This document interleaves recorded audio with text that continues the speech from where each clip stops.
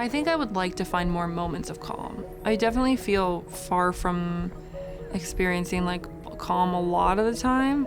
I think I've had my anxiety for long enough that I'm starting to understand when my body's sending off like fire alarms and it's not real. And I'm like, okay, that's what you're experiencing because you're worried about this outcome that is super not likely to happen.